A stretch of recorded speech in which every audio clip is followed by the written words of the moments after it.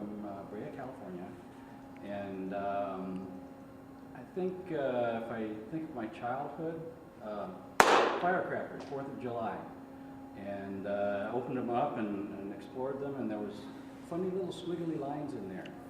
And I said, well, what is this? And somebody told me it's Chinese writing. They were made in China. So I went on to get a degree. I'm fluent in Japanese. Hajimemashite, dojo yoroshiku onegaishimasu. And learned to read the language and speak a little Chinese and Korean. I spent my life actually as a corporate gypsy managing subsidiaries of U.S. firms in Asia, living in Hong Kong and Tokyo, and I've been blessed to travel and meet all kinds of interesting people. And I would think that that's probably a miracle in itself.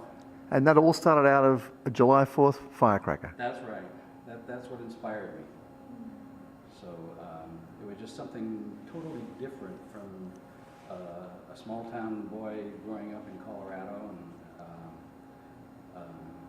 it was, you know, I never had fish in my life until I moved to the Orient, and then it was raw. And I gagged on it the first time I tried it, but my philosophy is to try anything twice because I might not like it the first time. And now I love sushi. I love all kinds of food,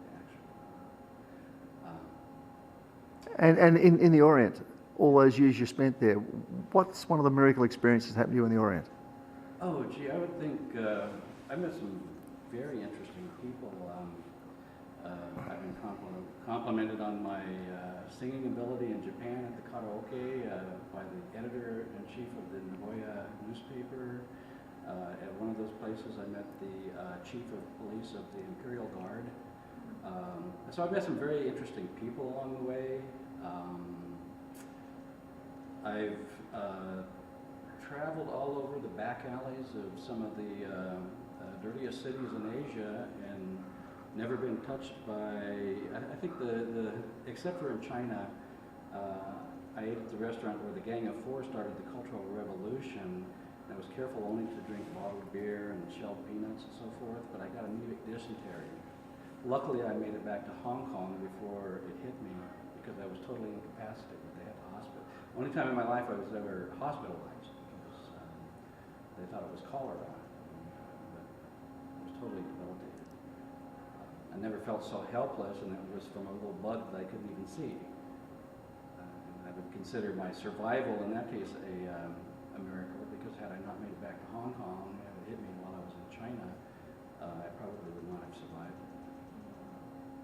So your travel experiences and being a small town Colorado boy to being having a dream and miracle life in the Orient that most people would only ever dream of, you made come true. I was blessed. But you're also a participant. I'm sorry? You're a participant. Of course. You made it happen. Oh yeah. What you can dream, you can accomplish, and it's happened to me several times in my life. So, Thank you for sharing your dream. Up here. How do you say miracle in Japanese?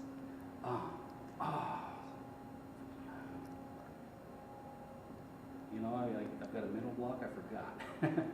What's your favorite Japanese word? I